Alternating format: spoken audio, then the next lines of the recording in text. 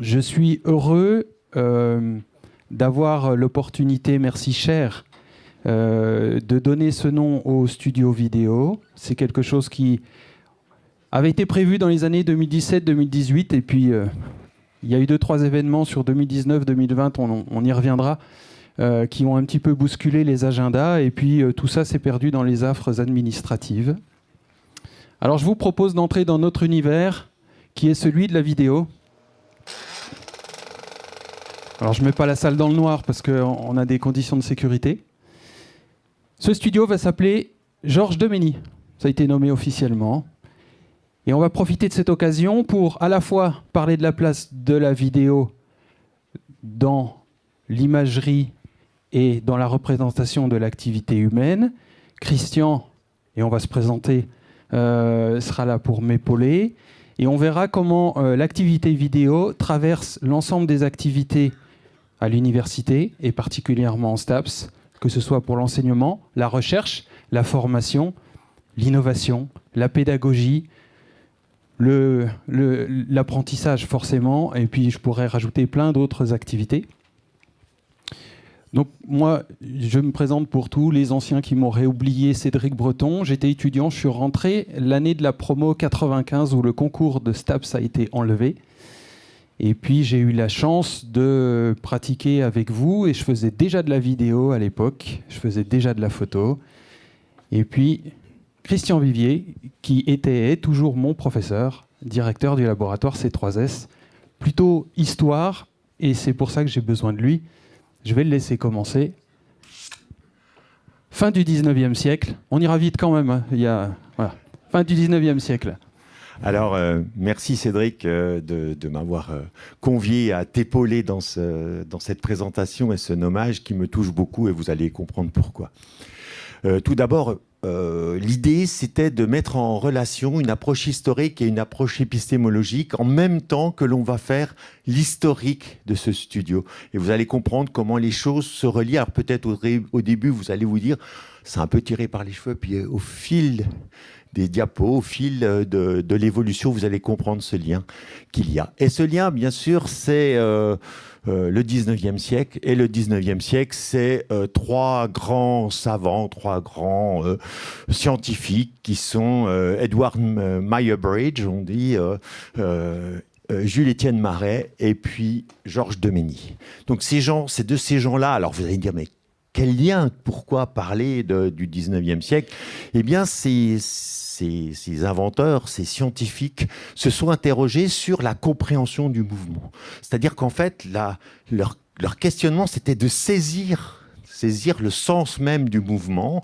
Et ils se sont dit, on va pour cela construire des images, construire un système scientifique qui permet de comprendre les images. Et là, vous avez un élément qui me paraît vraiment très parlant dans l'aspect. Vous connaissez tous ce tableau de Géricault, hein, qui est du début du 19e et qui représente les chevaux au galop dans les courses hippiques. Et bien évidemment, cette représentation est fausse. On le sait aujourd'hui, mais encore fallait-il le démontrer. Et donc là, Muybridge va faire ce travail-là, aidé par Demény, puisqu'il communique beaucoup, avec Marais, qui est le premier à faire la démonstration, mais pas la démonstration visuelle. Le premier vraiment à faire la démonstration visuelle, c'est Muybridge, hein, que l'on voit ici. Et on voit bien que la démonstration du cheval volant au galop, le cheval volant, est quelque chose qui est radicalement faux. Vous l'avez sur cette image-là.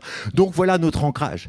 Un autre ancrage, c'est se dire que dans le mouvement, étudier le mouvement, et notamment les cours typiques, mais pas seulement, le mouvement corporel, le mouvement des déplacements sportifs, eh bien, ça pouvait se faire grâce à l'aide de ces scientifiques qui vont pouvoir essayer de décortiquer le mouvement, décomposer le mouvement pour mieux le comprendre, mieux le saisir et mieux en faire. C'est ce qu'on va essayer de voir par la suite. Alors bien sûr, cette remarquable image de ce découpage du mouvement, hein, qui nous permet effectivement encore aujourd'hui de mieux en saisir et d'améliorer. On connaît bien, les entraîneurs savent très bien ce qu'il en est sur ce registre-là. On passe aux années 60. Oui, l'image au service de l'analyse technique.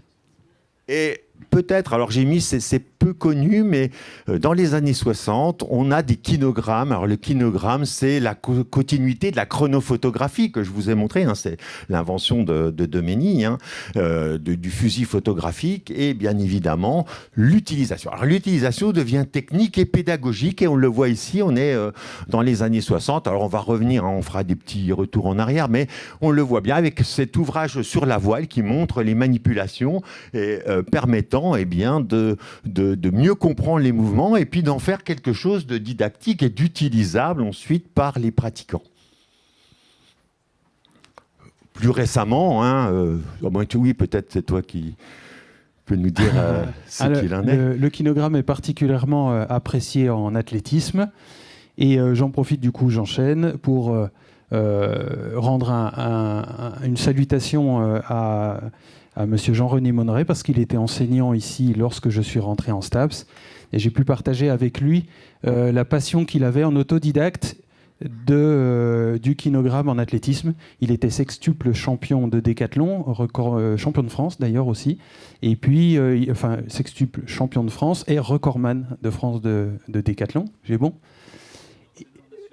Et il était entraîneur national de javelot quand je l'avais comme étudiant. Et donc, il parcourait le monde avec sa caméra. Et il était précurseur dans l'acquisition vidéo avec sa petite carte d'acquisition. C'était une galère sans nom. Et il en tirait ses kinogrammes pour pouvoir préparer les athlètes. Les années 60-70, avec l'essor des films pédagogiques, parce que la vidéo, elle devient accessible au grand public avec le 8 mm, et puis plus tard avec les VHS, tous les petits formats qu'on a connus, qui étaient aussi très galères à monter, et qui ont perduré jusque tard. Voilà. Alors bien sûr, des extraits, l'école du basket, c'est un élément intéressant. Là, on comprend bien le sens. Pourquoi la vidéo, elle est un élément qui va rentrer nettement dans les formations, hein, tant au niveau, on l'a vu, technique, mais aussi au niveau pédagogique, et notamment dans Ding Dang Do de Raymond Cateau, où là, on apprend effectivement la natation en eau profonde, qui est vraiment une vraie révolution sur ce registre-là. Et ça permet de transmettre l'information. On va le voir, ça, c'est un élément important. La transmission de l'information, qui est un élément qui va permettre de diffuser un nouveau message. On en vient directement aux années 2006, l'analyse du geste sportif en STAPS. Alors ces années-là, plein essor, que j'ai estimé un peu la naissance du studio vidéo et des activités de la cellule vidéo. Alors je dois rendre hommage d'abord à un de mes professeurs, Jean-Luc Ville, qui était un passionné des nouvelles technologies. Vous le voyez là, avoir essayé de faire une présentation VHS pour les journées portes ouvertes des études en STAPS.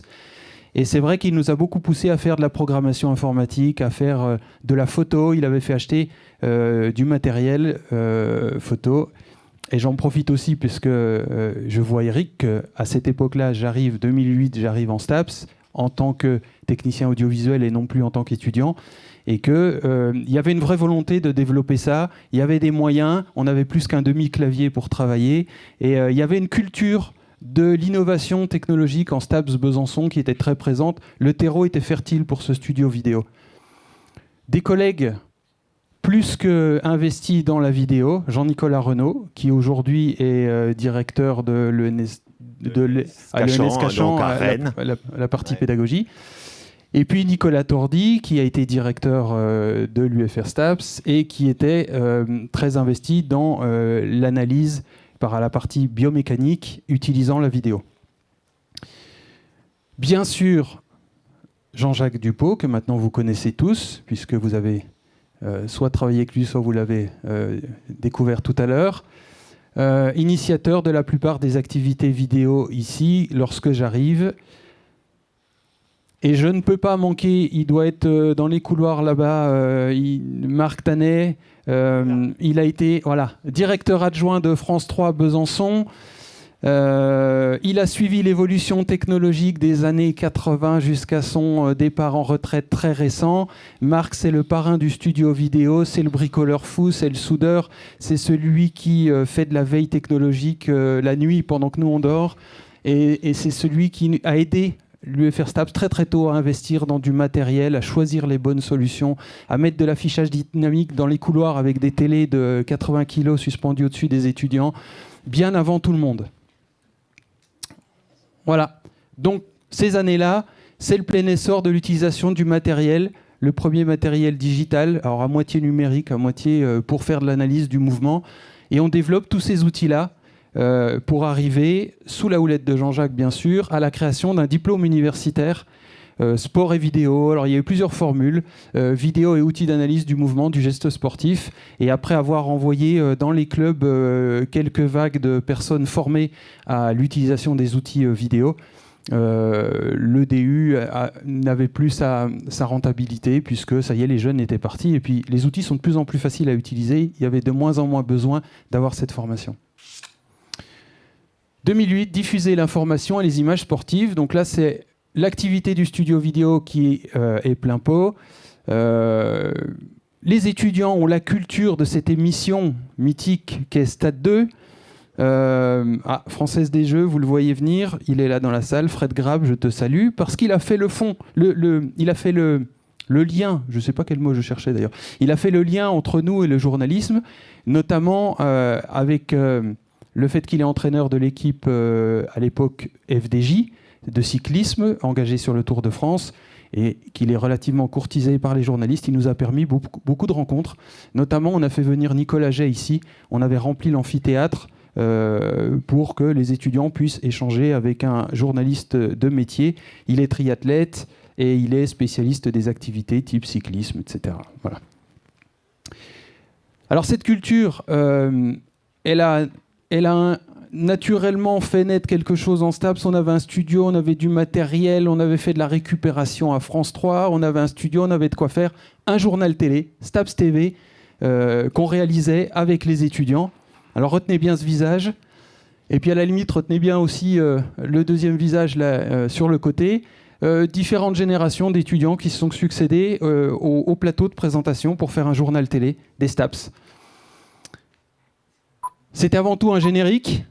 Alors, petite référence à TF1, quelque chose de le plus angoissant possible, avant que le journal ne commence. Voilà. Et puis avant tout, c'était en direct. C'était les tout débuts du streaming et on refusait de mettre le journal en streaming. Donc les étudiants étaient à la cafétéria le mardi midi pour suivre le journal. Alors comme c'était pas en direct sur Internet, le journal télé s'est permis quelques frasques. Alors ça je sais pas s'il va le lire. Va-t-il le lire? Oui. Non mais c'est pour savoir que j'avais fait attention. Ça c'est ce qui se passe en régie. Retour plateau. Bonjour. Bonjour. Ah, nous voici repartis pour une nouvelle année. C'est le retour de votre journal.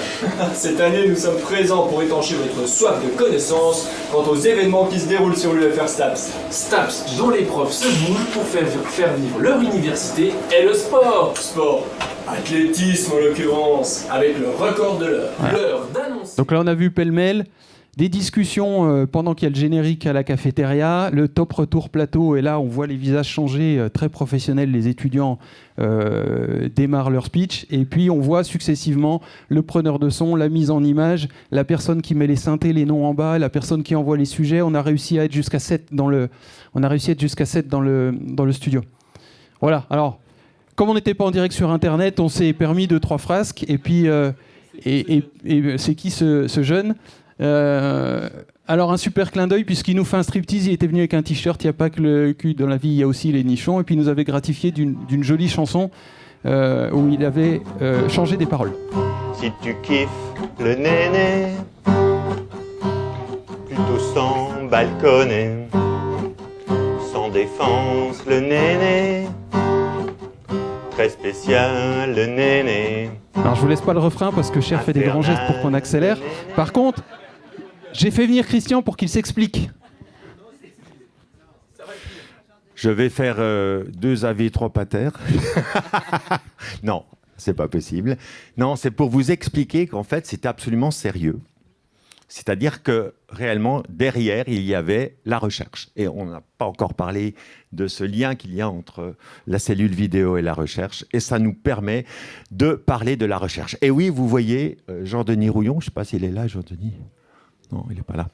Et effectivement, tout le monde sait le buzz qu'avait fait le travail de Jourdeni, notamment, qui avait fait participer énormément d'étudiantes de STAPS, qui avaient fait les expérimentations, avaient démontré l'inutilité du soutien-gorge, voire même des effets néfastes de cet aspect-là. Et ça avait fait un buzz Internet incroyable. Et on avait monté un colloque sur cette thématique-là, c'était en 2013, et donc le lien est tout évident. On avait fait venir, donc, on avait fait un colloque sur cette thématique-là, c'était Jourdeni qui l'avait organisé dans le cadre du C3S, et on avait retransmis, donc bien sûr en streaming, et ça avait été enregistré et diffusé sur ce travail, cette réflexion qui était là. Donc c'était pas non plus...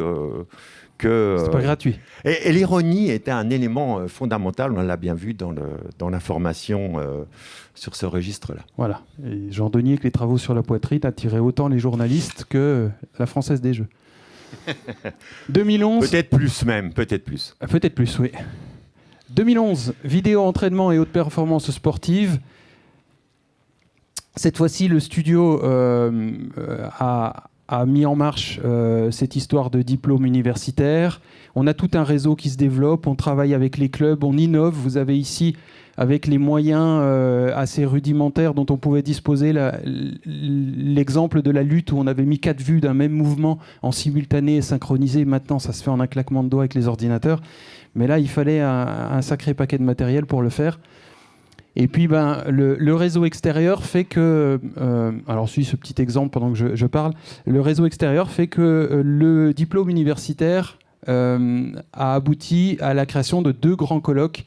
La volonté de faire des journées internationales sur le sport de haut niveau et la vidéo. Donc, une première édition où on avait eu la chance de recevoir Jason Lamy-Chapuis et son entraîneur. Et puis, alors beaucoup d'invités, je suis désolé, je vais oublier plein de noms et plein de gens, mais chère s'impatiente, alors je fais comme je peux. Et puis, une édition aussi exemplaire sur l'arbitrage et le jugement en vidéo, c'était les tout débuts de la VAR. Et c'est vrai qu'avoir le regard de cet ancien juge de football international, qui est M. Vautreau, était un éclairage extraordinaire sur le bon sens par rapport à la VAR.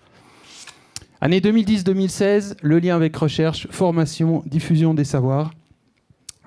Alors le studio, maintenant qu'il sait faire des journaux télé, il s'exporte depuis pas mal de temps. Il fait des colloques en direct. Là, on est au Cursal. C'était un colloque sur l'olympisme et l'éducation. Et on avait également Salle Proudhon à côté, un petit plateau interview où on recevait tous les conférenciers. Et vous retrouvez l'étudiant journaliste de tout à l'heure qui venait réaliser les interviews, fort de son expérience du journal télé. Voilà. L'activité de studio bat son plein. On reçoit nos éminents chercheurs sur le plateau. Monsieur Parlebas, il avait, je crois, 77, je crois. Il venait de faire 4 heures de conférences en amphithéâtre. Il monte en studio à Jeun pour faire l'interview. On n'a pas d'éclairage LED à l'époque. Il fait 47 degrés dans le studio. Il est costard cravate noué jusqu'à la glotte et il assure sa demi-heure d'interview avec Jean-Jacques. Jean-Jacques, lui, par contre, il est en t-shirt. Et peut-être 2 mots quand même pour comme je pense qu'il y a Willy qui est là. Ouais. Quand même, derrière, ça nous ouvrira aussi ses portes vers une thèse, puisque Willy Huchdet a fait une thèse, une biographie sur Pierre Parlebas, et donc une très très belle thèse d'ailleurs sur ce registre-là. Pour faire plaisir à monsieur le directeur, Alain Bolly, un colloque sur le football. Voilà, c'est nos œuvres. Ce colloque était intéressant parce qu'il y avait des cabines de traduction au-dessus et il était en simultané sur plusieurs langues. Voilà, encore un exemple de défi fou qu'on arrivait à se lancer alors qu'on n'avait pas spécialement le matériel.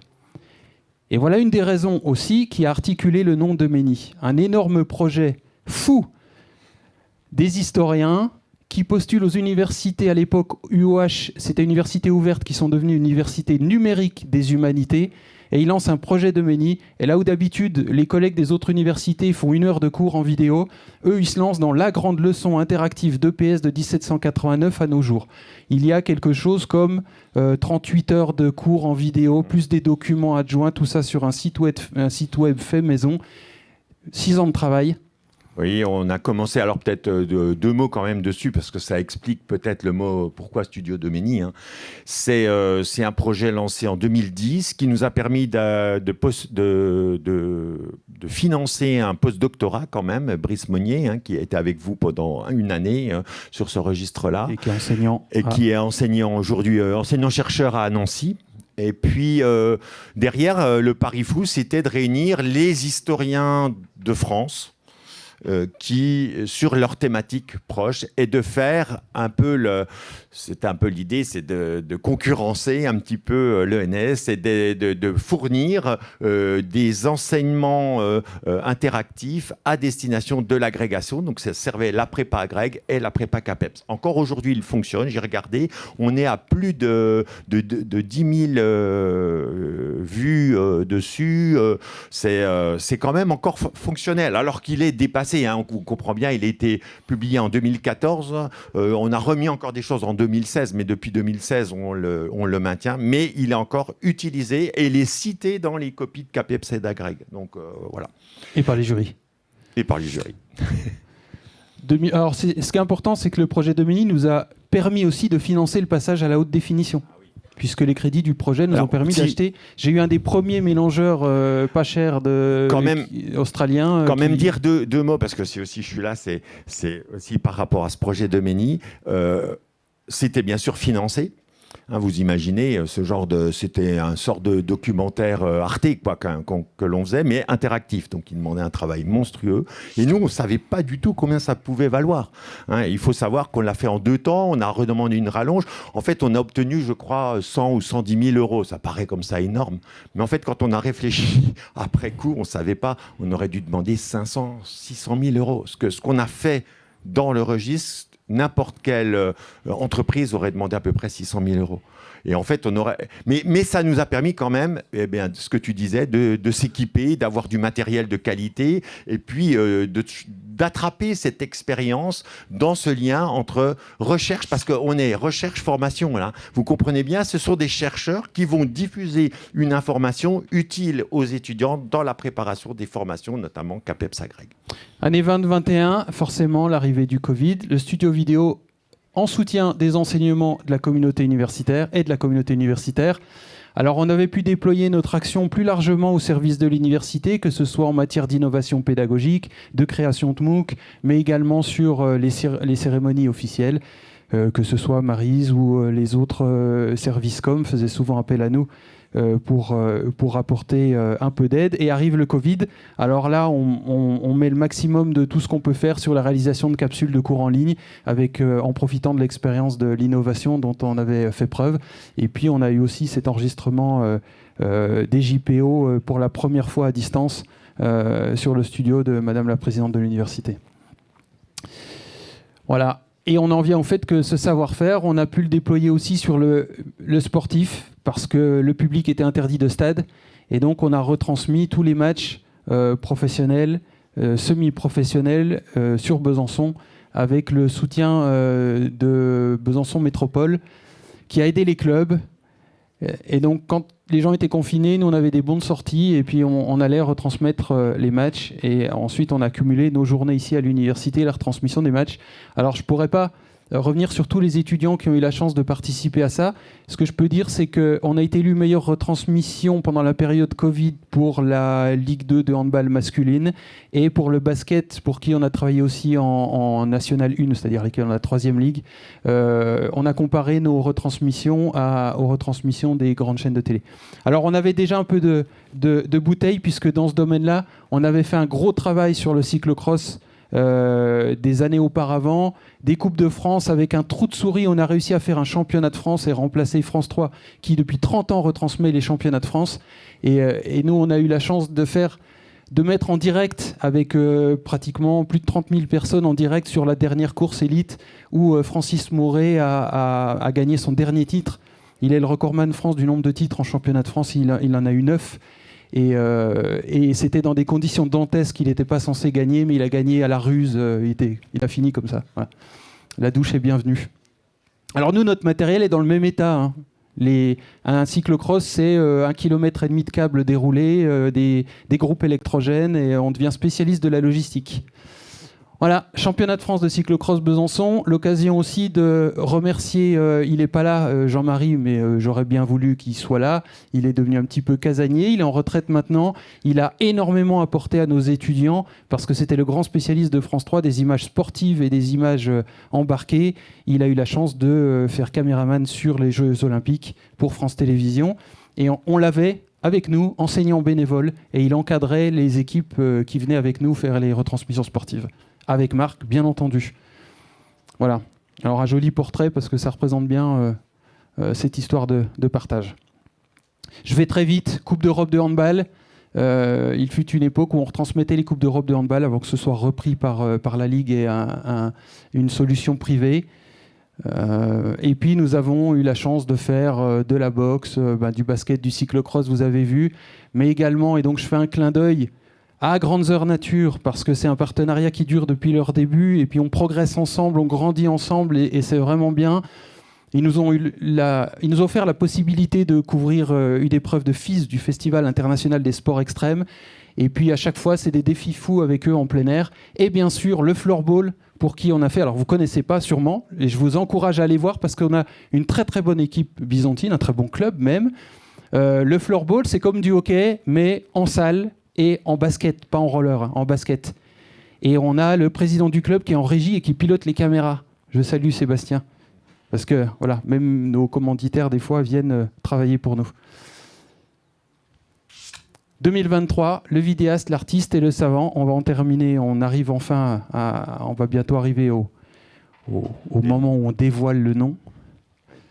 Alors, vous avez compris, ce lien qu'il y a avec la recherche, il est né depuis très longtemps, et le lien qui est tissé entre le vidéaste, le savant, l'intellectuel, le chercheur, et puis il manquait peut-être un élément, et cette réflexion, elle est de lien entre l'art et la recherche, l'art et la science. C'est peut-être cet élément-là qui nous manquait peut-être pour...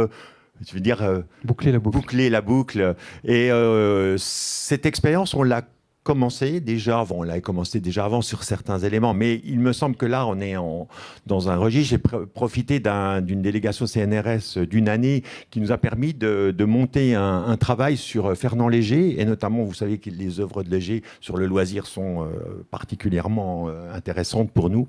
Et on a essayé de mêler justement cette réflexion. C'est-à-dire que le scientifique, il est souvent... Alors bien sûr, Platon montrait bien qu'il y avait une réflexion scientifique, notamment philosophique, bien meilleure que la poétique ou le poète. Bon, progressivement, on s'est aperçu, ne serait-ce qu'avec Léonard de Vinci, que le savant et l'artiste avaient des éléments de complémentarité, voire même de se questionner sur des mêmes choses. Et c'est un peu ce qui se passe là, c'est-à-dire qu'on s'est dit, on peut peut-être questionner encore autrement ce mouvement. Vous vous rappelez au début, le travail sur Domeny envisageait de répondre à ce qu'est le mouvement, cette réflexion. Et Léger a travaillé sur ce registre-là et nous donne des éléments sur la représentation des corps et des mouvements. Là, vous avez des étudiantes de Léonard Rimbert, que vous allez voir tout à l'heure, qui ont travaillé justement sur la représentation des œuvres et qui mettent encore leur analyse des œuvres et qui complètent un petit peu ce que font aussi les chercheurs de leur côté. Et il y a cet élément de lien entre art. Et donc on est au musée Léger, là, on est à Biot, là, et on voit se dérouler, là vous allez le voir, le lien,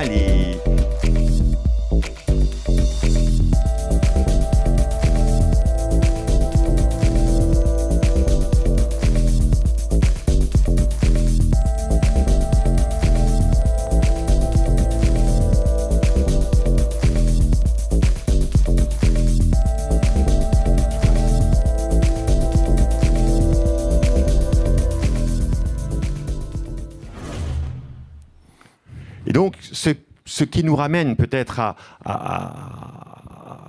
terminer ce registre-là, c'est-à-dire qu'il y a un lien très fort qui lie et c'est pour ça que le vidéaste, que la vidéo et le studio vidéo sont importants pour nous, on est toujours à se questionner, que les chercheurs se questionnent, que les enseignants se questionnent sur le sens du mouvement.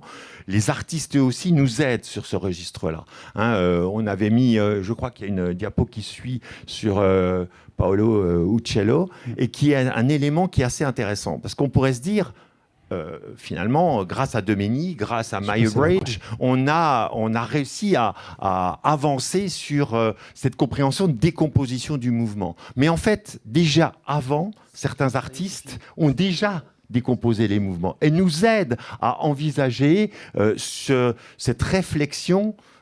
C'est-à-dire qu'en fait, il y a une complémentarité entre l'artiste et le scientifique. Et c'est ce qu'on a essayé de faire. On a essayé de le faire dans le cas de Léger. On a essayé, voilà, vous l'avez devant vous. On le voit bien, cette décomposition du mouvement. Bon, là, c'est qu'un aspect, mais on voit bien qu'avec les différentes étapes, on voit s'animer les corps. Et c'est bien cette question-là sur le sens du mouvement. Alors, ce sens du mouvement que peut-être les artistes posent, bien sûr, sur le momentum ecstasy, ce moment d'extase, de flow qui est un temps qui les séduit. Et c'est pour ça que beaucoup d'artistes essaient de représenter le sport. Mais également, les chercheurs qui se disent, mais pourquoi autant d'intérêt à réfléchir sur le sens du mouvement, sur le sport? Qu'est-ce qui fait, qui anime autant les sportifs à continuer et peut-être un élément de réponse qui est là-dessus, et ce que permet le vidéaste, ce que permet le studio vidéo, c'est d'essayer de donner du sens et de comprendre que finalement, derrière l'analyse du mouvement, c'est l'analyse de la vie. Pourquoi le sport passionne? Pourquoi le sport intéresse autant d'individus? Pourquoi les vidéastes sont là et sont toujours à essayer de saisir ces temps-là? Pourquoi les artistes essaient de saisir? C'est que globalement, c'est le sens de la vie. Derrière les images, vous le savez, il y a un mystère. Et ce mystère, c'est le mystère de la vie. C'est un peu comme ça qu'on pourrait clore ce lien épistémologique et historique. Et vous voyez, ça a suivi l'évolution. Alors là, en ce moment, on est en train de travailler, peut-être deux mots, tu nous dises 2 mots. J'aime bien parler quand c'est fait. C'est toi qui nous as mis. J'aime bien parler quand c'est fait, mais oui, l'avenir, c'est l'idée de croiser les musées, l'idée de l'image virtuelle, c'est-à-dire comment on peut mettre en place une visite virtuelle, mais non pas d'un musée comme ça se fait déjà, mais de travaux de recherche. Voilà, c'est ça l'idée, et on va y aller, on y travaille, on a les outils, on a tout ce qu'il faut. Je donne la parole. 2 petits mots sur Possiello. En 1875, des républicains au pouvoir qui va changer les choses. Ça va changer d'abord le fait d'un très vif mouvement de réforme sociale.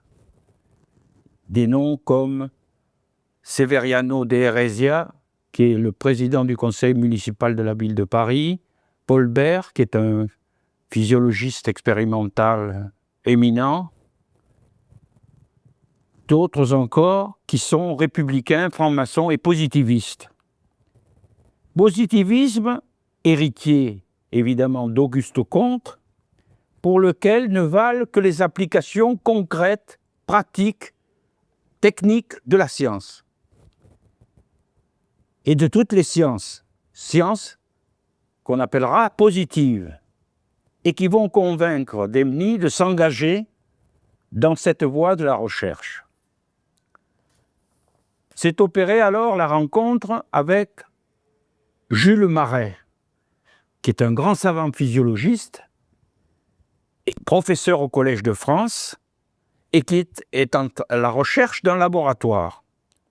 Ce grand savant va l'aider à constituer un tout nouveau laboratoire dans le bois de Boulogne, au lieu-dit de la station physiologique du Parc des Princes, et dont il va devenir le principal collaborateur, mais aussi permanent du laboratoire et gestionnaire complet de cette station physiologique du Parc des Princes.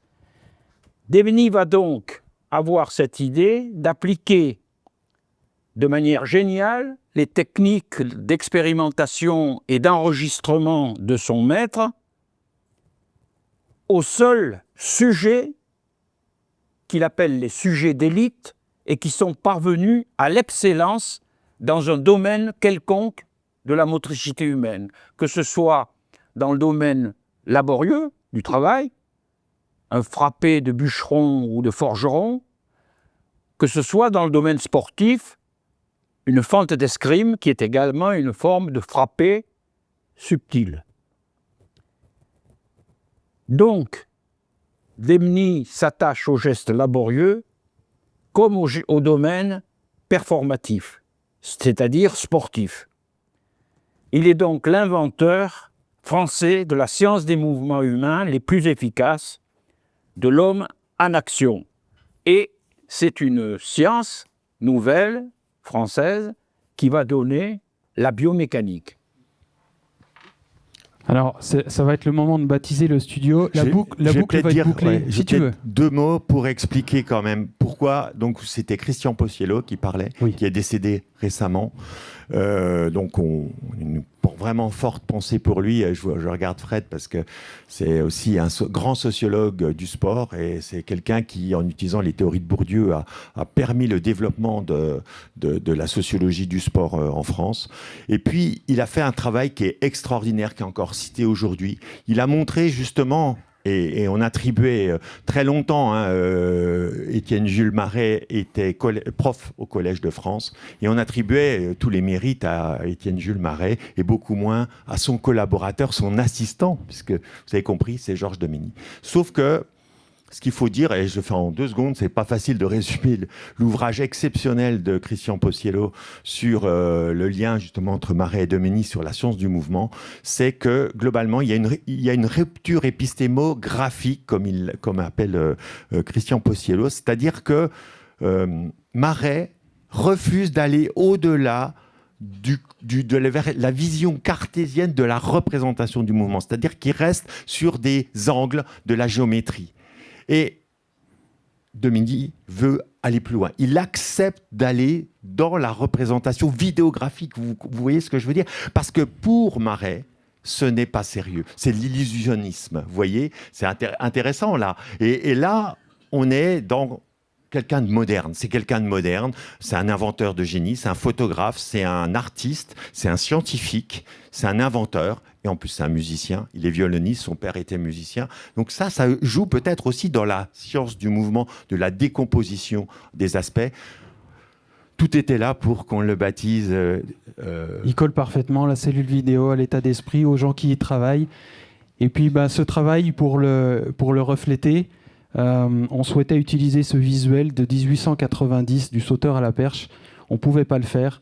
Alors on est allé demander à la section athlétisme et c'est le jeune Nathan de la première année qui sera l'égérie de première année STAPS, qui sera l'égérie de la cellule vidéo, puisque ça va être le moment de baptiser. La cafétéria, on ne va pas bouger de l'amphithéâtre, on va appeler la cafétéria, savoir si elle est là. J'ai une toute petite surprise à la fin, avant d'en venir au direct à la cafétéria.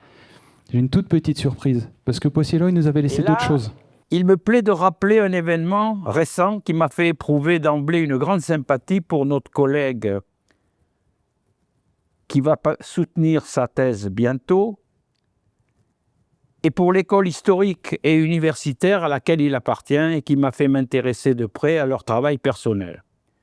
En effet, en guise de bienvenue à l'université de Besançon, lors de mon invitation à participer à ce beau projet Demeny, Jean-Jacques Dupont me fit un jour un beau cadeau, une simple photographie sépia extraite par lui des profondeurs conservatoires de Gallica, dont j'ignorais évidemment l'existence. Cette photo représentait Georges Demeny en démonstration de sa nouvelle méthode gymnastique lors du Congrès international d'éducation physique de Paris en 1913. Ce qui rend, aux yeux des historiens les plus théoriciens, les plus chics, un peu de modestie, qui sont tenus de revoir leurs constructions théoriques les plus solides et qui montrent parfois, à la vue d'un document nouveau, qu'ils sont fragiles comme un jeu de cartes. Cadeau Jean-Jacques. Voilà, alors je crois que la cafétéria est en direct, on les entend. Est-ce que vous m'entendez, la cafétéria? Allô, allô? Allô, allô? Alors, Bonjour, avec- Cédric. bonjour, qui êtes-vous? On n'a encore pas l'image. Bonjour, Cédric. Ah, je vous vois. Bonjour, Cédric. Bonjour Thibaut. Bonjour, Cédric. Bonjour, Guillaume. Cédric. Nous sommes bien en duplex et en direct depuis la cellule vidéo. Merci pour ce duplex. Je vais maintenant passer la parole à notre consultant spécial qui va nous expliquer la suite de l'action. À toi, Guillaume. Bonjour Cédric. Non, Ça, c'était le début. oui, donc nous allons enlever un bout de tissu. Ça me rappelle enlever un bout de tissu. Oui, oui, je me souviens des consignes de Cédric. Ça me rappelle un petit peu ce qu'on faisait à l'époque. Donc je pense que j'ai compris la consigne. Non, Thibaut. Ce bout de tissu. Ah, tu veux dire celui-ci, qui se situe... Ah, d'accord, très bien. Donc, je comprends maintenant, je m'en souviens. Donc, a fortiori, nous allons peut-être pratiquer un échauffement afin de réaliser ce geste technique. Les choses m'échappent. Vous aurez reconnu nos deux étudiants journalistes des premiers journaux télé qui sont revenus pour l'occasion, sans les cheveux de l'époque. Et comme on est très très en retard, les gaziers... Oh, c'est pas possible. Et je vous promets que je n'étais pas au courant du tout de ce qu'ils allaient faire. Est-ce que je peux vous demander un petit décompte? Est-ce que vous êtes prêts à la cafétéria pour dévoiler notre jolie plaque? Oui, alors je laisse monsieur le président de l'EPE, Université Marie et Louis Pasteur, vous faire un décompte. Alors, 3, 2, 1, allez-y.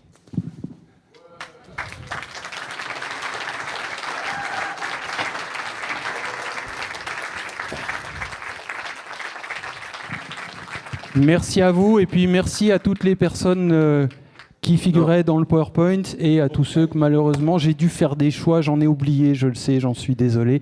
On vous aime tous pour ce que vous avez apporté à la cellule vidéo et au studio Georges Demény.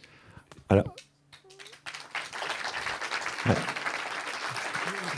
juste pour dire quand même qu'il m'envoyait à 2h02 ce matin, j'ai touché mon nez d'ailleurs, le PowerPoint que vous venez de voir. Cédric et l'équipe, toute l'équipe ont fourni un travail incroyable et j'aimerais bien qu'on les applaudisse très chaleureusement sur ce registre. Voilà.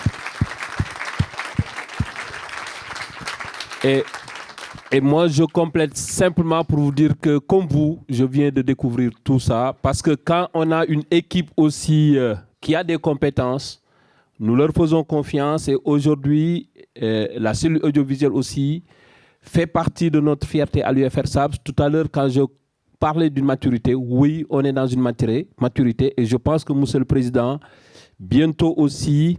élargir le champ au sein de l'université aussi, certainement, sera des discussions qu'on aura, tout en les laissant quand même, vu le mouvement, ils doivent résider chez nous. Mais en tout cas, leurs compétences, c'est dommage qu'on les garde uniquement pour nous. Voilà. Merci à vous.